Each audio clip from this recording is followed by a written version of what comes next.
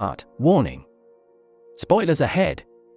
Today, I'm going to recap a 2014 Korean action movie called For the Emperor. This movie is about a former professional baseball player who is now working as a debt collector for a big loan company owned by a mafia boss.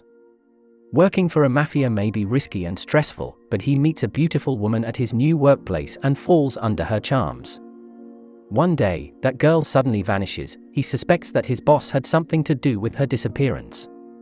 Does he manage to find that woman? Did his boss have something to do with her disappearance? Let's find out. This is Hwon, a great baseball player. He is so famous that he often appeared in the newspaper. But in his last matches, he made a lot of blunders, making his team blow big leads and relegated to the second division. His teammates, coaches, and fans were very disappointed with him. Apparently, Hwon intentionally played badly in order to gain a huge amount of money. His coach was the one who invited him to be involved in match fixing. Sadly, his coach only gave him a small amount of money. Of course, Hwon was not satisfied with it. Suddenly, an army of police came and carried out a raid. Everyone in that place was arrested and sent to jail, including Hwon. Hwon's career was completely over. Everyone mocked him. Few days later, he was suddenly released by a lawyer who he didn't even know. Hwon didn't ask much, he just left the prison and headed to the bookie's headquarters to get his money back. Turns out there was a man who was being beaten by a group of mafias because he couldn't pay his debt. Their leader's name is Kyung-soo. Hwon, who suddenly came without manners, made Kyung-soo angry and wanted to give him some lessons. But Hwon is strong enough to beat him and his men alone. The next day, Hwon found out that Kyung-soo was the one who helped him out of prison. He apologized to Kyung-soo for beating him. Kyung-soo wanted to forgive him, but Hwon had to pay compensation for beating him. When Hwon left the room, he passed a big mafia boss, Sang-ha, who leads a big loan company named Emperor Capital. Sang-ha knew Hwon even though Hwon didn't know him yet. It's because he was the one who ordered Kyung-soo to release him from jail. Hwon, who didn't have anything, decided to sleep at the baseball stadium before Sang-ha men came to pick him up. Yes, Sang-ha wanted to talk with him and offer him an opportunity to work for him as a debt collector. Hwon didn't immediately accept the offer. But Sang-ha reminded him that he had to pay compensation for beating Kyung-soo. Hwon had no choice. Hwon's first task was to collect the debt of a former thug named Rockfish, who worked as a fish seller. Because that day was Hwon's first day at work, Kyung-soo arrogantly told Hwon to carefully watch him collect the debt. "See how pros do it," he said. Sadly, even though there were 3 of them, they were not able to collect Rockfish's debt. Rockfish was too strong for them. Hwon's seniors ran away while Kyung-soo got beaten up. Hwon finally intervened. Even though Rockfish was way bigger than him, he still managed to beat Rockfish and collect his debt. After successfully collecting the debt, they came back to Sang-ha. As a reward, Sang-ha gave Hwon some money. Unexpectedly, Hwon returned the money because he wanted to pay off his compensation for beating Kyung-soo and didn't want to deal with Sang-ha anymore. But Sang-ha reminded him that his career as a professional baseball player has been ruined and he can give him a lot of money. Hwon finally decided to continue working under Sang-ha's wing. As a celebration of Hwon's entry as a new member, Sang-ha invited Hwon to drink at a bar they used to drink at. At that place, he met a beautiful girl. That girl is Cha, a prostitute who works for Hwon's mafia big bosses. Her beauty made Hwon completely fall under her charms. Hwon enjoyed his first days being a debt collector. He had no trouble adapting since Kyung-soo mentored him on how to be a good debt collector. Sang-ha even gave him a Mercedes-Benz and other luxury things to make him look even more dignified. One night, an unexpected thing came to Hwon. Cha approached him and asked him whether he had time to go out together. Bingo! Of course, Hwon didn't want to waste this opportunity. The next day, they went for a walk at a riverside. Hwon really enjoyed his time together with her. However, an unpleasant thing happened. An old man suddenly approached Cha and started teasing her with inappropriate words. Hwon was not happy about it. He was so angry that he strangled that old man. Cha immediately broke them up. It seems that the incident didn't really affect their day because they still look happy after that. After a tiring day of walking, Juan sent her back to her apartment. There, they made love for the first time. One day, Shanghai invited Juan to meet his friend, Han, who's also a big mafia boss. He respected Han a lot.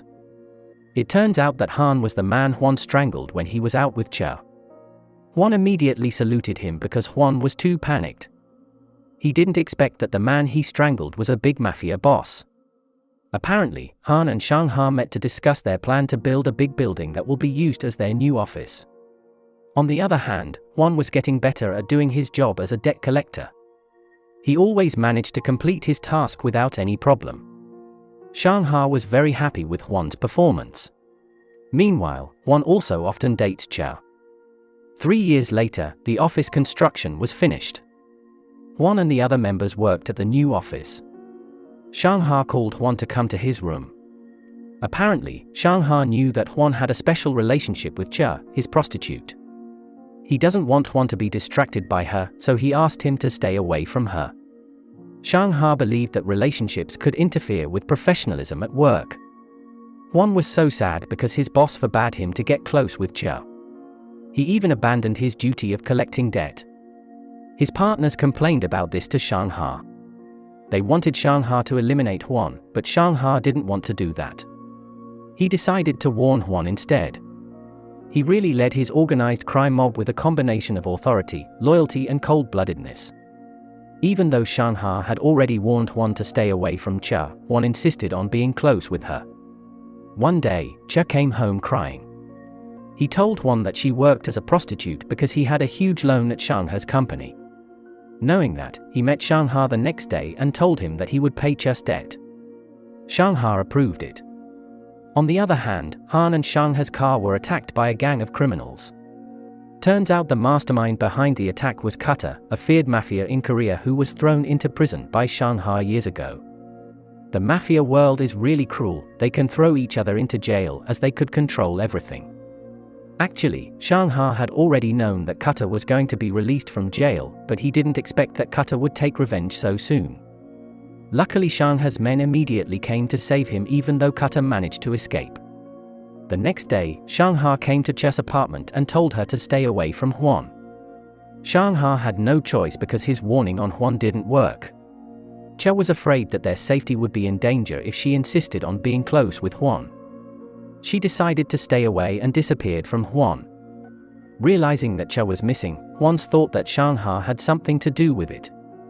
His relationship with Shanghai is getting worse. On the other hand, because they thought Cutter was a serious threat to them, they were trying to eliminate him by attacking his headquarters. In that raid, the gang was led by Juan. They walked into the house with knives in their hands. Of course, there were people who were on guard. They were surprised someone was trying to break through. The fight was unavoidable. Even though Juan was alone, he was able to defeat them in no time. On the other hand, the other gangster members who broke through the headquarters separately managed to get in without any problems. There was bloodshed as they started to kill every person in that house. It seems that the people in that headquarters were not ready for their sudden attack. Unfortunately, even though they managed to kill everyone in the house, Cutter was not there. Cutter, who managed to escape, was trying to get revenge. This time, he successfully kidnapped Shanghai and tortured him somewhere. Kyung-soo, who saw and knew where Shanghai was kidnapped, immediately called Juan. He told Juan where Shanghai was. Juan rushed to that location to save his boss. Cutter, who was stronger and bigger than Juan, was not an easy opponent for Juan. Juan had been knocked down several times, but Juan didn't give up and finally found a way to beat him. Not only that, he also buried Cutter alive because he was so angry. At the end of the movie, Shanghai and Juan are making up and taking a rest after a tiring fight. On this occasion, Shanghai told him that he and his men once collected a debt somewhere.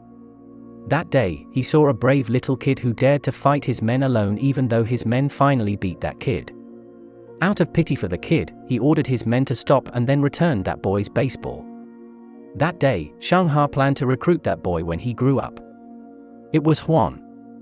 Make sure to subscribe and turn on notifications so you can watch more videos like this.